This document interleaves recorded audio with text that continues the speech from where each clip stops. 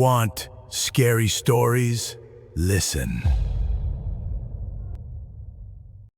What amuses me is that you still misunderstand us. After all these centuries, after all these books, after all these sermons, after all these warnings, you still think evil should look like a monster, with horns, with hooves, with eyes, burning with the fires of hell, as if evil is obligated to warn you of its presence, as if it must look so horrifying that you recognize it immediately. No, if it were that simple, we would have lost 1,000 years ago. According to the documents, this recording was made in one of the old churches in the northeastern United States. I do not know whether it is true or not. I do not know whether that confessional ever existed. I do not know whether there was a priest there. But a strange phrase survived in the archival notes. Just one line. It was written by the person who listened to the recording in its entirety. It said he was not asking for forgiveness. He spoke as though he were explaining how the world works. And you know what? That sounds very much like us, because we have never cared for meaningless confessions. We have always been interested in results. You searched for us in dark forests, in abandoned monasteries, in ancient manuscripts, in forbidden symbols. And all this time, we were exactly where you look every day, in your desires, in your fears, in your excuses, in your ability to convince yourself that evil is always someone else. People often ask when our influence began, a funny question, because influence begins where a person first places their own desire above their own conscience. And that happens much earlier than they think. In the 12th century, things were much more difficult. A person still knew how to doubt. He feared. He reflected. He hesitated. To make him willingly leave the path required years, sometimes decades, sometimes an entire lifetime. One had to wait, patiently, whisper, nudge, show, temptation from a distance. Today, a few seconds are enough. One video, one headline, one trend, one beautiful face on a screen, and a person runs exactly where once he would have had to be dragged by force. Once making a deal with a demon required a ritual. Now, an advertisement is enough. Once a person had to break an oath. Now, all they have to do is press a button. Once they feared losing their soul. Now they fear losing popularity. And that may be the most amusing change of the last several centuries. You call it progress. We call it convenience. You think you live in an age of freedom, but humanity has never been so predictable. We know what will make you angry, what will make you jealous, what will make you buy, what will make you afraid, what will make you hate a person you have never met. True power has always looked different from what you imagine. You picture power as a throne, a crown, a presidential office, a bank account. But those are childish ideas. True power begins when a person starts defending their own chains, when they convince themselves that those chains are necessary, when they begin to love their slavery. Look around. How many people are willing to destroy one another over an opinion, over a symbol, over a slogan, over politics, over a person they have never seen in their lives? They do not even need to be ordered. It is enough to give them a side. And after that, they will do everything themselves. Once wars were required for this. Today, a screen is enough. And money. Oh, money has always been your favorite illusion. You think that you love money, but that is not true. You love the feeling of security that you believe money promises.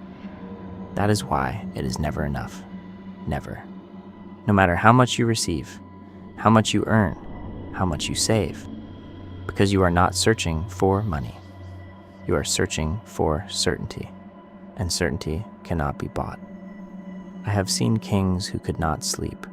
I have seen wealthy people living in fear. I have seen people who obtained everything that millions dream about.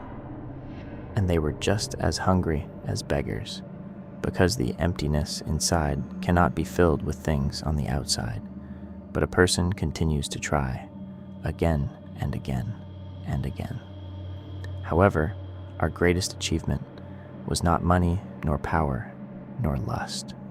Our greatest achievement was attention. What a person looks at every day is what they gradually become. That rule has not changed in 1,000 years. What has changed is something else. Never before have so many people willingly given their attention away. To anyone, to anything, at any time of day. Once, a lie could deceive a village. Today, it can travel around the world within a few hours. But that is not even the point. The most interesting thing is something else. A person has almost stopped asking, "Is this true?" Now they ask, "Is this interesting?" And that turned out to be enough. You are surprised by anxiety, by emptiness, by exhaustion, by the feeling that life is passing you by. But your mind was never created for such an amount of noise. It was never created for endless comparison with other people. It was never created for a constant stream of other people's opinions, other people's fears, other people's hatred, other people's desires. And conscience speaks very quietly. To hear it, silence is necessary, but silence is exactly what you fear most. Do you know what has changed? More than anything since the Middle Ages, not technology, not governments, not weapons. What changed was a person's attitude toward themselves. People of the 12th century were cruel, superstitious, uneducated. But many of them understood one simple thing. There is something greater than themselves today. A person increasingly places themselves at the center of the world. Their desires, their feelings, their grievances, their needs, their truth. And every time a person begins to worship themselves, we hardly have to interfere at all. Now, let us talk about faith, because this is where the most interesting part begins. Did you expect me to laugh at churches? No, churches were never our greatest victory. Our greatest victory was something else. We convinced people that the external is more important than the internal, that the right words are more important than the right actions, that it is possible to speak about goodness without doing good, that it is possible to speak about humility while living in pride, that it is possible to speak about God while worshiping oneself. And people accepted this with astonishing ease. Some priests sincerely serve what they believe in. That has always been the case. But others discovered that faith can also bring profit, that a pulpit provides influence, that people's trust provides power, that sacred words can be used for personal gain. And every time that happens, it becomes more difficult for a person to distinguish truth from its imitation. But even that is not the most frightening thing. The most frightening thing is that many people have stopped searching for truth altogether. What is convenient is enough for them. What is pleasant to hear is enough for them.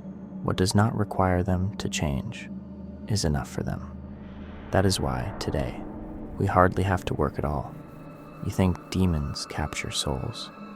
No more often than not, people simply give them up, themselves, little by little, out of habit, through small compromises.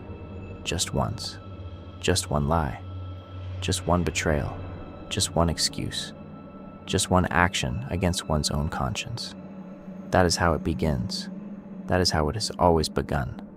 But there is one thing that we have never been able to destroy completely. Across all these centuries, across all the wars, across all the blood, across all the lies, the ability of a human being to stop, to become silent, and to look honestly at themselves, without excuses, without masks, without blaming others, because it is at that moment that they begin to see the truth. And the truth has always been our most dangerous enemy.